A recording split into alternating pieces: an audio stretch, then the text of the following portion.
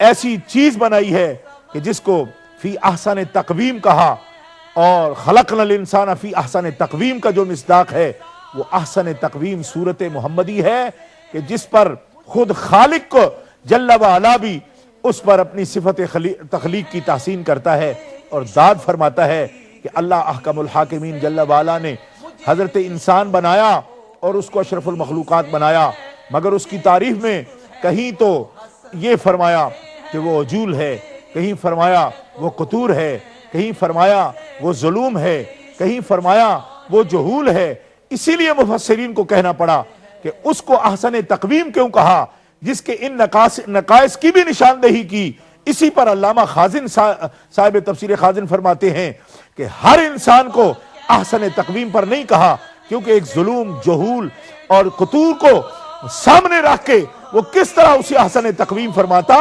احسن تقویم اسی لیے فرمایا کہ جس کو انسان بنایا مگر ظلم نہیں بنایا، انسان بنایا مگر جہول نہیں بنایا، انسان بنایا مگر قطور نہیں بنایا۔ وہ انسان ہے اور انسانی لباس میں ہے، مگر انسانوں میں جتنے عیب متصور ہیں ان تمام عیوب سے وہ منزہ ہے اور مبرہ ہے۔ ان کے خلق میں بھی کوئی کمی نہ چھوڑی، ان کے خلق میں بھی کوئی کمی نہیں چھوڑی، بلکہ ہر ایک خلق اور خلق کی خوبیاں جب اپنے عین معیار پر پہنچی ہیں تو اس عین معیار کا نام ہی وجود محمدی اور صورت محمدی، جس کے لیے حضرت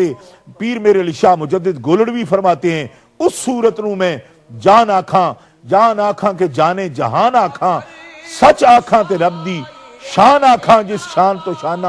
سب بنیاں، کہ یہی صفت تخلیق کا شاہکار ہے۔ تو رب کے اس شاہکار کو دیکھ کر معلوم یہ ہوتا ہے کہ جو صورت محمدی دیکھتے ہیں وہ اس مصور کی شان کا کلمہ اپنی زبان پر لاتے ہیں جس نے صورت محمدی کو تخلیق کیا اور سیرت نبویہ کو تخلیق فرمایا، اور صورت و سیرت کے اس مجسمے کا نام پھر اپنی جناب سے ہی محمد رکھا، کہ جس کی بار بار تعریف کی جائے تو ہم ان کی جتنی بھی تعریف کریں کم ہے۔ سرور کہوں کہ مالک و مولا کہوں تجھے، باغ خلیل کا گل زیبا کہوں تجھے، ہرما نصیب ہوں تجھے، امید گاہ کہوں، جانے مراد و کانے تمنا کہوں تجھے، اللہ رے تیرے جسم منور کی تابشیں، اے جانے جام اے جانے تجلا کہوں تجھے، تیرے تو وصف عیب تناہی سے ہیں بری، حیراں ہوں میرے شاہاں میں کیا کیا کہوں تجھے، لیکن رضا نے ختم سخن اس پہ کر دیا، خالق کا بندہ خلق کا مولا کہوں تجھے۔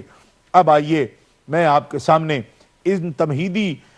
معروضات کے بعد یہ بات عرض کرنا چاہتا ہوں کہ فضائل، کمالات، محاسن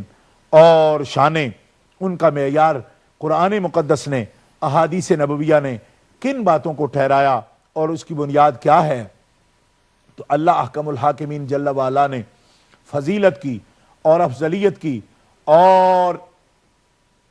بہتری کی اور امتیاز کی جو شان قرار دی ہے وہ اپنے قرب کو قرار دیا۔ عظمت کی بنیاد قرب ربانی ہے، جو جتنا رب کے قریب ہے اتنا ہی اللہ نے اسے اپنی مخلوق سے بلند و بالا مقام عطا کیا۔ کیوں؟ کہ اللہ احکم الحاکمین جل وعلا وہ لامحدود ذات، بے حد ذات اور بے جہت، بے قید، بے سمت، لا یحد ولا یتصور ولا ینتج ولا یتغیر، تعالی عن الجنس والجہات، جعل الکلیات والجزیات، الان کما کان ولم یبد زوالا، جو تغیر سے پاک ہے، ہر قسم کے عیوب سے پاک ہے، منزہ عن العیوب ہے، وہ ذات مقدس جتنی بلند و بالا ہے کہ اللہ اکبر اللہ اکبر یہ اس کی نغمہ سرائی ہر موحد کرتا ہے، اور اس کی کبریائی، اس کی عظمت اور اس کی بڑائی کا ڈنکا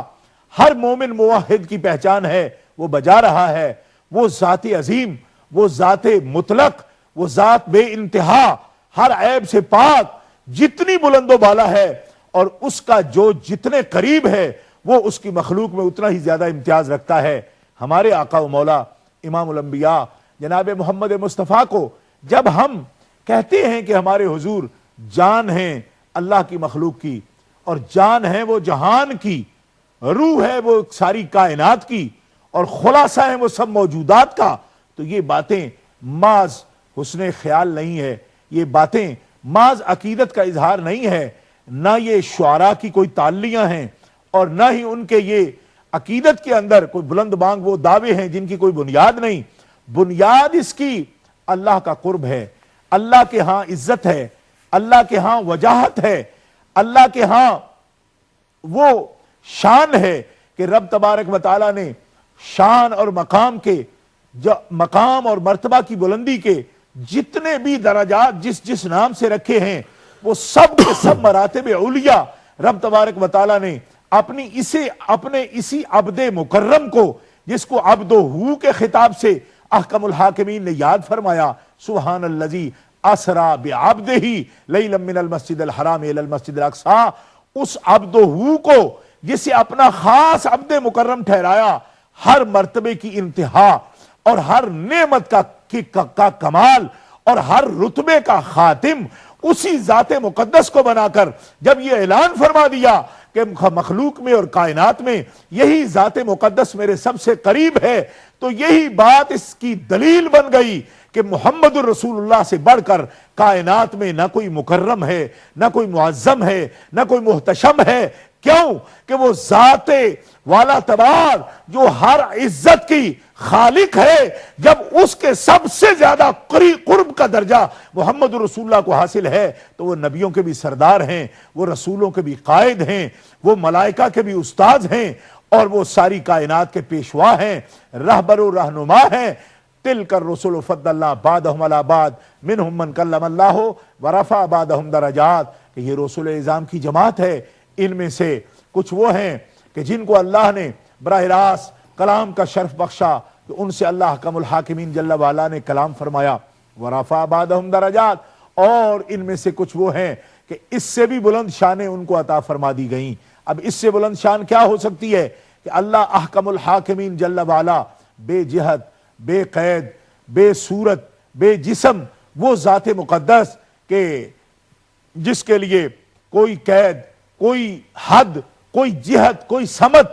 اس کا تعین بھی نہیں ہو سکتا، وہ ذات مقدس اپنی مخلوق کو، اپنے بندوں کو جن سے براہ راست ہم کلام ہو، تو ہم کلام ہونا کتنا بڑا شرف و کمال ہے کہ اللہ تعالیٰ فرماتا ہے رسول اعظام کو ہم نے جو فضیلت بخشی بعض کو بعض پر، اس کی بنیاد یہ ہے کہ جسے ہم اپنے کلام سے سرفراز فرمائیں وہ دوسرے انبیاء سے اور رسول سے بھی وہ ممتاز ہو جاتا ہے. ہر نبی اس کی وحی سے ضرور سرفراز ہے، ہر رسول اس کی وحی سے ضرور سرفراز ہے، لیکن ضروری نہیں کہ ہر وحی جو ہے اس میں کلام بلا واسطہ ہو. تو جن کو کلام بلا واسطہ عطا فرمایا گیا ان کو دوسرے انبیاء اور رسول سے ممتاز فرما دیا. لیکن فرمایا کچھ وہ ہے کہ اس سے بھی بلند رتبہ ان کو عطا فرمایا. تو اس کی بنیاد کیا ہے کہ وہ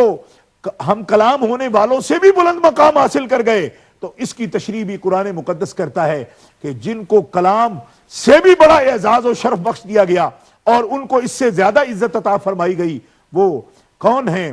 کہ اللہ حکم الحاکمین جل وعلا فرماتا ہے کان قاب قوسین او ادنا فاوحى الى عبده ما اوحى ما زاغ البصر وما طغى ما كذب الفؤاد ما راى افتمارونه على ما يرى ولقد رآه نزلة اخرى عند سدرة المنتهى عندها جنة المأوى اذ يغشى السدرة ما يغشى ما زاغ البصر وما طغى لقد رأى من آیات ربه الكبرى. تو ان آیات بینات میں رفع بعضهم درجات کی تفسیر سامنے آ گئی. فرمایا کہ دوسرے انبیاء اور رسول سے ہم نے اس کو بھی امتیاز بخشا جس سے بلا واسطہ کلام کیا، لیکن ان سے بھی کچھ کو بلند رتبہ عطا کیا. وہ کون ہیں؟ فرمایا وہ ہیں کہ جن کو ہم نے قاب قوسین کے مقام پر سرفراز فرمایا کہ کمان کے دو سروں سے بھی زیادہ وہ قدرت کاملہ کے قرب میں وہ پہنچے، اور پھر انہوں نے اپنے دل کی آنکھوں سے اور سر کی آنکھوں سے اس عین ذات باری تعالیٰ کا مشاہدہ کیا اور اس کے انوار و تجلیات کا مشاہدہ کیا کہ جس کا انوار و مشاہدہ اور جس کی تجلیات کا مشاہدہ یہ کسی اور کے حصے میں نہیں آیا. اگرچہ وہ رسول ہیں، وہ ان میں حضرت عیسیٰ روح اللہ بھی ہیں جن کا کلمۃ اللہ بھی اعزاز ہے، روح اللہ ہونا بھی جن کا اعزاز ہے، اور کنواری ماں کے وہ بیٹے ہیں حضرت مریم کے جن کی ماں کی شان ہے ان اللہ استفا کے وطہرا کے وصطفا کے علی نساء العالمین. مگر وہ کنواری پاک مریم ونفخت فیہ کا دم مگر عجب نشان اعظم وہی آمنہ کا جایا، وہ سب سے افضل آیا، وہی سب سے افضل آیا۔ کیوں؟ اس لیے کہ وہ دیدار خداوندی، جہاں کلیم بھی سوال کرتے ہیں اور کہتے ہیں رب ارنی انظر الیک، تو جواب آتا ہے لن ترانی، آپ ہرگز مجھے دیکھ نہیں سکتے۔ اب ان کو کیا فرمایا گیا؟ فرمایا یہ جا رہا ہے کہ کانا قاب قوسین او ادنا، کمان کے دو سروں سے بھی زیادہ قریب، کہ جس کا کوئی جہت نہیں، سمت نہیں، حد نہیں، قید نہیں۔ وہاں یہ کس انداز سے اس قرب کو ظاہر فرمایا جا رہا ہے؟ فرمایا ما کذب الفؤاد ما رأى، کہ انہوں نے جس کو دیکھا اس کی تصدیق ان کے قلب اقدس نے بھی کی، جھٹلایا نہیں اس نے کہ آپ نے اسے نہیں دیکھا۔ اور میرے سامنے اس وقت سیاہ ستہ شریف، بخاری شریف، مسلم شریف، ترمذی شریف،